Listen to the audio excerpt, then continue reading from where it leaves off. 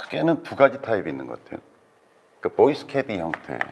버튼을 누르면 자동으로 이제 대충 거리가 얼마나 맞다.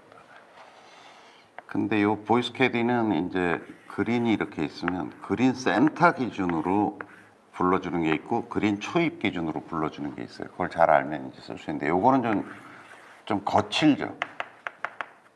근데 편해요. 그냥 누르기만 하면 얼마 남았습니다. 140m 남았습니다. 150m 남았습니다. 거칠다는 얘기는 약간 부정확하다는 얘기죠. 근데 또 하나는 이제 카메라 방식이 있어요.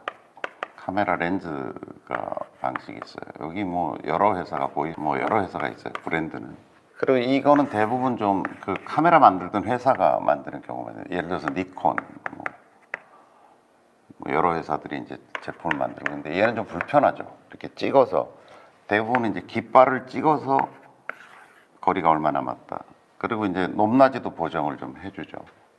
그러니까 높낮이가 보정이 되는, 예를 들어서 이렇게 돼 있는데 그린이 이렇게 해서 핀이 이렇게 있으면 여기서 찍으면 이 거리가 나오고 이렇게 했을 때 실제 거리가 나오고, 이렇게 보정, 이건 이제 보정한다 그러죠. 이런 걸 써요. 쓰는 이유는 딱 하나예요.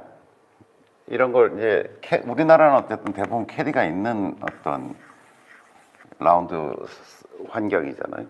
그래서 캐디가 불러주는데 캐디가 4명 걸 불러주니까 부정확하게 또 불러주기도 하고 캐디 나름대로의 또 보정 행위가 이루어져요. 그러니까 이렇게 쳐서 좀 거리가 안 나는 사람 같으면 좀 이제 더 불러주기도 하고. 그러니까 캐디 스스로가 이제 더하기 빼기를 한단 말이죠. 그리고 일일이 물어본다는 게, 가까이 있으면 모르는데 내가 세컨샷하러 저 구석에 가 있는데 여기 거리 얼마나 돼요? 뭐 이러기가 이제 너무 불편하죠. 그리고 이제 예를 들어서 캐디가 100m라고 불러줬는데 그린 앞에 이제 똑 떨어지면 자기가 못 쳐서 그런 건지 캐디가 잘못 불렀던 건지 헷갈리죠. 그리고 많은 사람들이 캐디 탓을 해요. 이러면 이제 라운드가 안 되는 거예요. 그날 라운드가 잘 안 돼요. 남 탓을 자꾸 하게 되면 라운드가 안 돼요. 또 100m를 불러줬는데 쳤는데 이게 훌러덩 넘어갔어. 이게 캐디가 잘못 불러준 건지 내가 그날 그 공이 기가 막히게 맞았는지 헷갈리죠. 그래서 이런 거리 측정기를 쓰는 이유는 캐디에게 의존하지 않겠다라고 하는 거죠.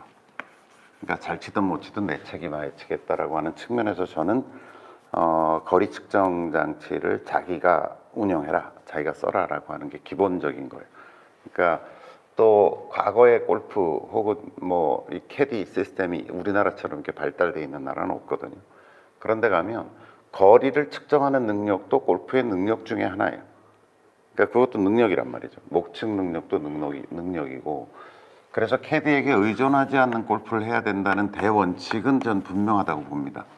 근데 제가 이제 초보자들 데리고 많이 라운드를 해보면 저는 이 거리 측정기를 사용하나 안 하나의 기준을 벡타라고 봐요.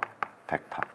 그러니까 뭐 한 120개, 막 110개 제대로 치면 막 130개 치는 사람들은 얼마나 여러 번 거리를 측정해야 되겠어요. 매샷 뭐 요만큼 가가지고 또 재고 요만큼, 이럴 수 없잖아요.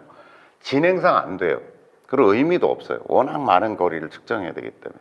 이거는 제가 보기엔 벡타를 넘어선 경우는 그냥 캐디한테 의존해가지고 안들 그만큼 못 보내는 경우가 훨씬 많잖아요. 50m 남았다고 생각하는데 뭐 20m 뒷땅 때리고 대가리 때리고 이러면 뭐 뒤죽박죽이잖아요. 그러니까 거리를 안다고 해도, 내가 얼마나 남았나라고 하는 거리를 안다고 해도 그걸 구현해내는 능력이 너무 떨어지니까, 이거보다 넘는 경우는 거리를 측정한다는 것 자체가 의미가 별로 없고 번거로운 일이 돼버린다는 거죠. 그래서 저는 벡타 깰 때까지는 캐디에게 의존하고, 벡타를 깼을 때 어떤 거리 측정을 쓸 거냐라고 하면 우선 이쪽으로 갔으면 좋겠어요.